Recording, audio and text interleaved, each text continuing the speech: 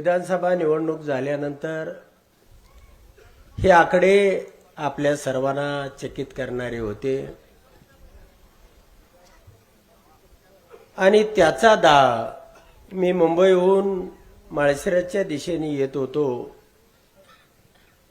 आणि आपले निवडणूक मतमोजणी प्रतिनिधी जे होते ते बॉम्ब लावल्यासारखा उडत होते। पहिली फेरी झाली, दुसरी फेरी झाली, काहीतरी गडबड झाली असेल, परंतु तिसऱ्या फेरीनंतर मात्र सगळ्यांनी बहिष्कार टाकणे। त्या ठिकाणी अर्जुनदादा मोहिते पाटील आतमध्ये होते। मला फोन आला, चेअरमन हे थांबवा, असं होऊ शकत नाही, हे भयानक झालंय, काय झालंय समजत नाही, एकही माणूस आपला मत मोजायला त्या ठिकाणी तयार नाही। आणि मी सुद्धा चक्रावून गेलो की पश्चिम भागामधून मी 2-2 हजारांना प्रत्येक फेरीला रिवर्स चाललोय आणि असं घडू शकतं का? अर्जुनदादांनी निवडणूक निर्णय अधिकाऱ्याला ताबडतोब या पहिल्या 2 फेरीच्या व्हीव्हीपॅट मागवा अशा पद्धतीचा अर्ज दिला, परंतु त्या ठिकाणी निवडणूक निर्णय अधिकाऱ्यांनी शेवटी मोजलं जातं व्हीव्हीपॅट। आता मध्ये निवडणूक मतमोजणी प्रक्रिया थांबवता येणार नाही आणि मग सगळ्या तालुक्यामधून घराघरामधून जेही लोक, मला 10-15 हजार लोक येऊन भेटले असतील, ह्या सगळ्यांचा आक्रोश हाच आहे की आम्ही मतदान दिलं आणि ते गेलं कुठं। आणि मग याला मार्ग काय? तर हे माडकरवाडी गाव, हे गाव सलग 3 दिवस येत होतं साहेब, आणि या गावाचं म्हणणं होतं की आम्हाला अन्न पाणी गोड लागत नाही, आम्हाला आजूबाजूच्या गावामध्ये तोंड दाखवाय जागा राहिली नाही। त्याला कारण असं होतं की 2019ची निवडणुकीमध्ये या तालुक्यामध्ये सर्वात जास्त मताधिक्य ज्या गावानं टक्केवारीमध्ये दिलं, 1043 एवढ्या मताचे लीड दिलेलं, त्यावेळेला मोहिते पाटील आम्ही सोबत नव्हतो। आणि मग असं असताना की या पद्धतीची मतमोजणी झाली कशी?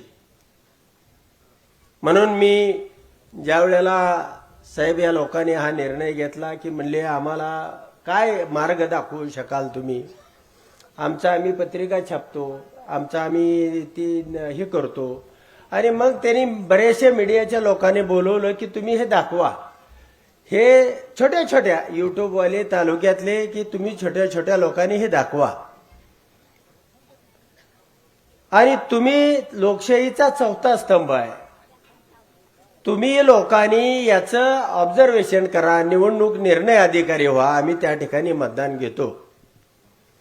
आणि ज्या वेळेला साहेब यांनी तारीख डिक्लेअर केली, या ठिकाणी बोर्ड असे लावले होते, आता काढले, की तुमच्या आई वडिलाला स्मरून, परमेश्वराला स्मरून तुम्ही इथं मत देताना तुम्ही ज्याला मत दिलंय त्यालाच द्यायचं।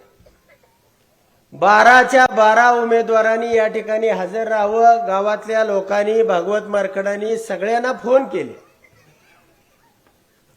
आणि मग या ठिकाणी निवडणुकीची प्रोसेस सुरू झाली। आदल्या दिवशी मला रात्री फोन आला की या ठिकाणी पोलिसांनी मंडप काढायला सांगितलेला आहे, इथलं सगळं साहित्य गुंडाळून न्यायला सांगितलेलं आहे, मीडियाचे लोक होते, परंतु मी काही काढू दिलं नाही साहेब। रात्रभर मी येऊन या ठिकाणी चटईवर झोपलो होतो, अख्खं गाव झोपलं होतं, 1000 लोक या ठिकाणी या चटईवरती झोपलेले होते।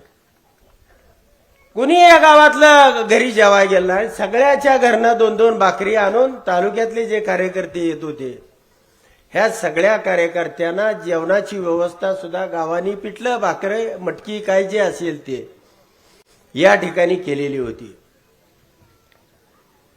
आणि मग या घटनेनंतर याचा उद्रेक झाला, सगळ्या मीडियामध्ये गेलं, मीडियाचे अनेक प्रतिनिधी आले, त्या ठिकाणी झटापट झाली। मी स्वतः साहेब उपस्थित होतो, सीआरपीएफच्या 3 तुकड्या आणि 80 पोलीस।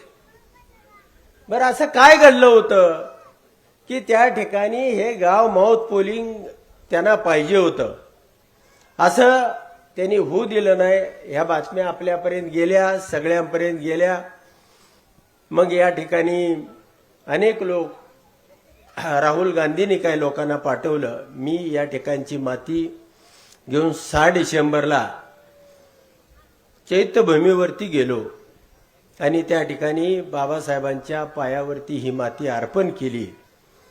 ही तुमची लढाऊ माती, ही तुमचं जे परिवर्तन क्रांतीचं हे स्वप्न आहे. त्या ठिकाणी बाबासाहेबांच्या ज्यांनी संविधानाचं रक्षण केलं, लोकशाहीचं रक्षण केलं आणि तिथून मी 5 मेणबत्त्या घेऊन आलोय स्फूर्तीस्थान की हा अंधकार आपल्याला घालवायचा आहे. या ठिकाणी या मेणबत्त्या पवार साहेबांच्या हातानं हा अंधकार दूर करायचा आहे आणि प्रकाशमान करायचा आहे. आणि त्यासाठी साहेब मी काल त्या ठिकाणी शपथ घेण्यासाठी गेलो होतो. परंतु माझ्या शपथेपेक्षा, माझ्या आमदारकीपेक्षा हा मार्कडवाडीचा लढा महत्वाचा आहे. अनेक लोक बळी गेले असतील, अनेक लोकांचं लोकशाहीमध्ये नुकसान झाले असेल, पण मी संघर्षामधला माणूस आहे. माझी आमदारकी या लोकशाही पुढे फार मोठी गोष्ट आहे असं नाही. आणि म्हणून मी त्या ठिकाणी निवडणूक आयोगाला सांगितलं. काही लोक माझ्या विरोधातली डिबेटमध्ये आले होते, त्यांनाही सांगितलं की एका पोटनिवडणुकीची ट्रायल करून बघा. आणि हे काय मीडियामध्ये सांगण्यासाठी साहेब नाही, मी खरोखरचा राजीनामा देतोय. कारण ह्या ठिकाणची जी परिस्थिती आहे ही लोकांना मान्यच नाही. का कुणाला मान्य आहे? हात वर करून सांगा की असं मतदान होऊ शकतं आपल्या तालुक्यामध्ये. मार्कडवाडीकर सांगा तुमच्या गावामध्ये हे मतदान होऊ शकतं. मग तुम्ही 1400 लोकांनी जे मला मतदान दिलेलं आहे, 1400 लोकांनी तुम्ही अफिडेव्हिट घालणार का? अफिडेव्हिट करून देणार का? मी निवडणूक आयोगाकडे असा अर्ज करणार आहे की सगळ्या तालुक्यातल्या ग्रामसभेचे ठराव तर माझ्याकडे आलेलेच आहेत. मी साहेबांना एक ठराव आता दाखवलेला आहे. मार्कडवाडी मधल्या 1400 ज्याही लोकांनी मला मतदान केलंय तेवढ्याच साहेब, मला त्या ठिकाणी 800 मतदान दाखवलेलं आहे, त्याला 1000 मतदान दाखवलेलं आहे. गावानं मतदान त्याला 500 केलेलं आहे, नाही असं नाही. परंतु ज्या 1400 लोकांनी मला मतदान केलं ते तुम्ही अफिडेव्हिट करणार आहे का? सगळं गाव हात वर करून सांगा. तर मी निवडणूक आयोगाकडे जे आपले कुणी वकील साहेब असतील साहेब, तर अशा पद्धतीनं हे अफिडेव्हिट घालायचं. तालुक्यातल्या 91च्या 91 ग्रामपंचायतीचे आम्ही ठराव घेतोय आणि निवडणूक आयोगाला सांगू की आमची शंका जी आहे ती दूर करायला तुम्हाला हे बॅलेट हे साधं सोपं देशातला आक्रोश आहे. तुम्ही पुलवामा दाखवताय, तुम्ही लाडकी बहीण दाखवताय आणि त्या ठिकाणी लाडकी मशीन करताय. प्रत्येक वेळेला काहीतरी दाखवलं जातंय. लाडक्या बहिणीनो तुम्ही सांगा, तुम्ही दिली मतं?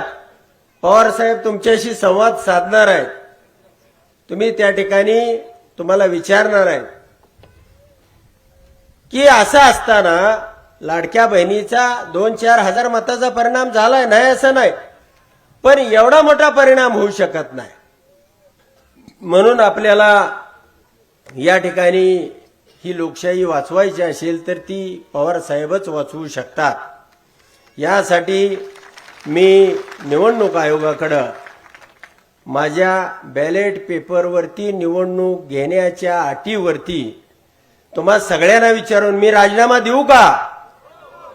हात वर करून सांगा. बॅलेट पेपरवर मतदान होणार असेल तर मी राजीनामा देऊ का? सगळ्यांनी हात वर करून सांगा.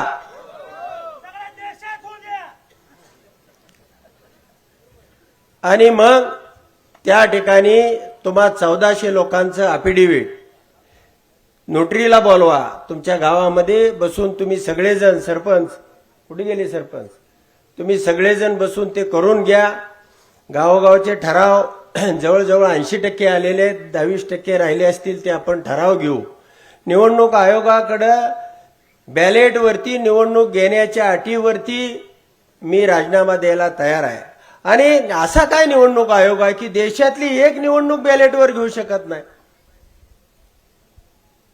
अडचण काय? तुम्ही गडचिरोलीत निवडणुका घेता, काश्मीरमध्ये निवडणूक घेता, एक पोटनिवडणूक घ्यायला तुम्हाला अडचण काय? आणि आम्ही हे विचारणार आहोत. नाही निवडणूक आयोगानं ऐकलं तर आम्ही सुप्रीम कोर्टामध्ये, पवार साहेब त्या ठिकाणी मार्गदर्शन करतील, आपण सुप्रीम कोर्टामध्ये जाऊ, हा लढा उभा करू. काल बीजी कोळशे पाटील साहेब येऊन गेले, अनेक वेगवेगळ्या राज्याचे मुख्य न्यायाधीश रिटायर्ड, त्यांची एक टीम आहे, जवळजवळ 60-70 रिटायर्ड अधिकारी आहेत. आणि त्याने फोन केला होता, आम्ही सगळे मिळून या ठिकाणी येतोय. म्हणजे अनेक समाजसेवक आहेत. रवीश कुमार सारखा पत्रकारानं फोन केला की मला त्या मार्कडवाडी गावाला भेट द्यायची आहे, आंदोलनाला सुरुवात करायची आहे. राहुलजींनी परवा लोक पाठवले होते आणि इथली माती ते त्या ठिकाणी घेऊन गेले. ही बंडाची, स्फूर्तीची, ही लोकशाहीची, लोकशाही वाचवण्यासाठीची ही माती त्या महात्मा गांधीजींच्या चरणावरती अर्पण करायची आहे. आणि मग मला या माध्यमातून सांगायचं आहे, साहेब, आपण अनेक चढउतार आयुष्यामध्ये पाहिलेले आहेत, अनेक आंदोलनं यशस्वी केलेले आहेत. हे आंदोलन या ठिकाणी ही लोकशाही संपून जाईल. अनागोंदी आणि इमर्जन्सी या देशामध्ये, राज्यामध्ये लागू होईल. हे छोटी राज्ये सोडतात आणि मोठी राज्ये आपल्याकडे घेतात. आणि असे कितीतरी साहेब चेहरे, काल त्यांना मला चेहरा सुद्धा दाखवू वाटत नव्हता विधान भवनामध्ये. त्यांनाच आश्चर्य झालंय कसं निवडून आलो. आणि प्रत्येक जण आपल्या जिल्ह्यातला मला म्हणतोय, आता गप्पा की आता कशाला, आता झालंय की आता काय करायचंय, तुम्ही निवडून आलाय की. परंतु माझ्यासाठी हे आमदारकी मौल्यवान नाही, या देशाची लोकशाही मौल्यवान आहे. कुणी पडेल, येऊ द्या, जाऊ द्या. काय उत्तम जानकर या तालुक्याला समजा अजून 4000 मतं साहेब ट्रान्सफर चौपटी नव्हतंय. म्हणजे एक मत बीजेपीला पोल झालं की दुसरं ट्रान्सफर होतंय. लोकसभेला 64,000 मतं त्यांना 20 कोटी रुपये खर्च करून पडली होती. आणि ह्या बाजारामध्ये मोदीला आणलं होतं, बाजारामध्ये आणलं होतं का नाही? गुरुवारचा बाजार होता, बाजारात आणलं का नाही? माळशिरस बाजूच्या गावात मोदीनं आणलं होतं. त्यावेळेला 64,000, बरोबर आहे का? आणि मग असं आता काय घडलं तर साहेब, ह्याच्यामध्ये काय तुम्हाला खरोखर ऍक्च्युअली फॅक्ट सांगतो. दरेशील भाई आहेत, मी आहे, ग्राउंडवरची माणसं आहे आम्ही. ह्याच्यामध्ये 1,21,000 हे माझं मताधिक्य आहे.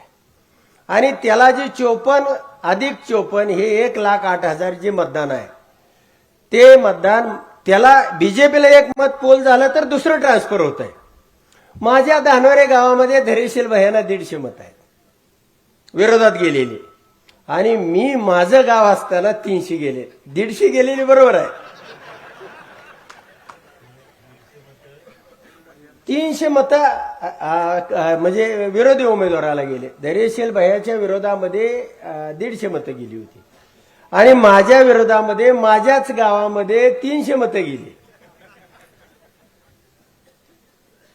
म्हणजे 150 गेलेली, बरोबर आहे. पण 150ला 150 म्हणजे एक कमळाला मत झालं तर दुसरं ट्रान्सफर होत आहे.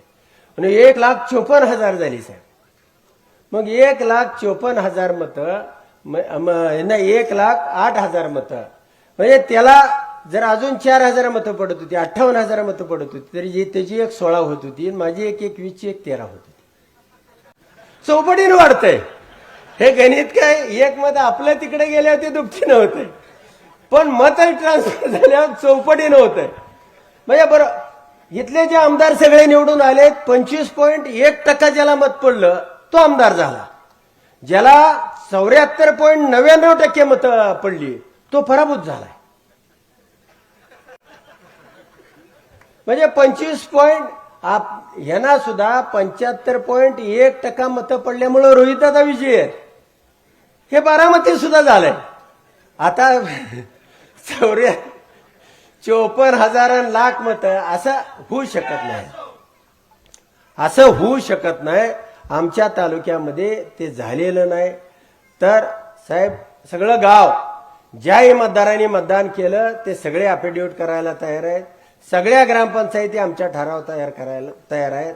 फक्त निवडणूक आयोगाकडं तुम्ही कशा पद्धतीनं त्या ठिकाणी रेटा उभा करायचा, काय करायचा आणि माझी पोटनिवडणूक घ्यावी ही ह्या सगळ्या लोकांच्या वतीनं मी आपल्या चरणी विनंती करतो आणि या ठिकाणी थांबतो. धन्यवाद.